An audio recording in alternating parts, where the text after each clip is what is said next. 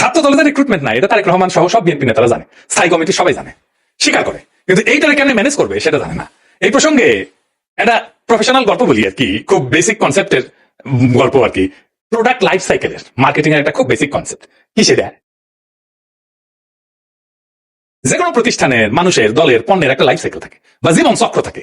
মানে জন্ম, বেড়ে ওঠা, তারুণ্য, যৌবন, বার্ধক্য, মৃত্যু, মানুষের যে জীবন চক্র ঠিক তেমন একটা দলের বা পণ্যের ঠিক এরকম লাইফ সাইকেল বা জীবন চক্র থাকে। প্রথমে এটাকে বলা ইন্ট্রোডাকশন বা উদ্ভব পর্ব, গ্রোথ বা উত্থান পর্ব, ম্যাচুরিটি বা আধিপত্য পর্ব, ডিক্লাইন বা পতন পর্ব। শিবির আছে উত্থান পর্বে, ছাত্রদল আছে পতন পর্বে। বুঝছাও, এই দেশে দেখে দেন কে কোনটি আছে। এই লাইফ সাইকেলকে চাইলে এক্সটেন্ড করা যায়। ম্যাচুরিটিতে আসলে আলাদা স্ট্র্যাটেজি নিতে হয়, যেন আবার নতুন কইরা সে উত্থান পর্বে চলে যেতে পারে। এই পতন পর্ব শুরু হইলেও আবার তাকে উত্থান পর্বে নিয়ে যাওয়া যায় কলে কিছু কিছু বিশেষ ক্ষেত্রে, কিন্তু একটা জায়গা আনা যায় না, সেটা হইতেছে হিস্টোরিক্যাল লেজিটিমেসি কোলাপস যদি হয় পলিটিক্যাল পার্টির ক্ষেত্রে। এটা শুনতে খটোমটো লাগলেও সোজা কলে, খুবই সোজা।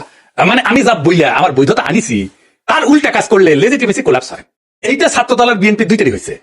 বিএনপি মুক্তিযুদ্ধরে তার পলিটিক্যাল অ্যাঙ্কার বানাইছে, উঠি খুঁটি গাড়িছে, কিন্তু বিএনপি ছিল আওয়ামী লীগের মুক্তিযুদ্ধের বয়ানের অ্যান্টিথিসিস। মুক্তিযুদ্ধ হয়েছে বাঙালি জাতীয়তাবাদের স্লোগান নিয়ে, তাই না? সংবিধানে তো ঢুকেছে। তো বিএনপি আসছে বাংলাদেশি জাতীয়তাবাদ নিয়ে। মুক্তিযুদ্ধের চেতনা ছিল ধর্ম নিরপেক্ষতা, বিএনপি আনিছে পরম করুণাময় আল্লাহ তাআলার উপর পূর্ণ আস্থা এবং বিশ্বাস। আওয়ামী মুক্তিযুদ্ধের লক্ষ্য ছিল সমাজতন্ত্র, বিএনপি কইছে না না, সমাজতন্ত্র মানে যদি হয় অর্থনৈতিক এবং সামাজিক ন্যায় বিচার, তাইলে ঠিক আছে, অন্য সমাজতন্ত্র আমি মানি না। বিএনপি ওইটা নিয়ে লেজিটিমেসি পাইছিল, ওই লেজিটিমেসি কোলাপস করেছে 2024 5 আগস্টের পরে, যখন মুক্তিযুদ্ধ।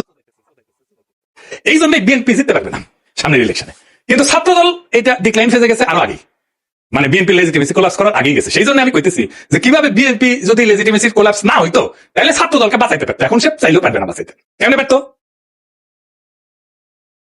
প্রথমে ছাত্রদলকে বিলুপ্ত করে দিতে হইতো, থেকে লাভ নাই, কারণ দল তো নাই, সমর্থন নাই, রিক্রুটমেন্ট নাই, থেকে লাভ কি? ভোটে জিতে না, হারু পার্টি। তাহলে এটা বিলুপ্ত করিয়া সবাই রে বৈষম্য বিরোধী ছাত্র সংগঠনে একীভূত করতে হইতো। এটা হলে বৈষম্য বিরোধী ছাত্র সংগঠনের সবচেয়ে বড় স্টেক হোল্ডার হইতো ছাত্রদল থেকে আসা লোকগুলা। বৈষম্য বিরোধী ছাত্র সংগঠনই হয়তো বিএনপির গণছাত্র সংগঠন। সে আরো বৃহত্তর ঐক্যের চেষ্টা করতো, ছাত্র অধিকার পরিষদকে নিত, ইনকিলাব মঞ্চকে নিত, এরকম ছোটখাটো দলগুলোকে সে ঢুকে ফেলতো, একীভূত করে ফেলতো। তাইলে শিবিরের একটা শক্তিশালী বিরোধী দল দাঁড়িত। এটা হলে শিবিরের সাথে শক্ত ফাইট দিতে পারতো, অনেক জায়গায় জিতেও যেতে পারতো। আর যে রিক্রুটমেন্টের গ্যাপ তৈরি হয়েছে সেটা পূরণ হইতো, কারণ এই বৈষম্য বিরোধী ছাত্ররা তো ছাত্র দল করে না, এটা তো নতুন তরুণ, আরো তরুণ, এরা ঢুকতো, তাইলে তার গ্যাপটা পূরণ হইতো। এখন ইলেকশন হইতেছে আর মারা খেতেছে বিএনপি, নামই হয়ে গেছে হারু পার্টি। এখন আমার ক্ষুদ্র ভাতারা একটা বিরাট কোয়েশ্চেন করে ফেলতে পারে আমাকে, আমি তাহলে ডরে আছি। হ্যাঁ, যে কয় যদি দাদাস দলে যদি এইভাবে লাইফ সাইকেলের মধ্যে যায়, উত্থান পতনের মধ্যে দিয়া যায়, তাহলে তো আমেরিকা রিপাবলিকান আর ডেমোক্রেটদের মইয়া ভূত হয়ে যাওয়ার কথাই ছিল। এইগুলো তো ভালোই টিকে আছে। মাঝে মাঝে বুঝছে আমার মনে হয় যে আমি দিনে 4-5টা করে ভিডিও বানাই, মেনে এগুলো ব্যাখ্যা করি। মেলা কোশ্চেন আছে সবার মাথা, তাই না? হ্যাঁ, এটা খুব ইন্টারেস্টিং প্রশ্ন করে করেছেন আপনারা, না করলেও করে দিলাম, তাই না?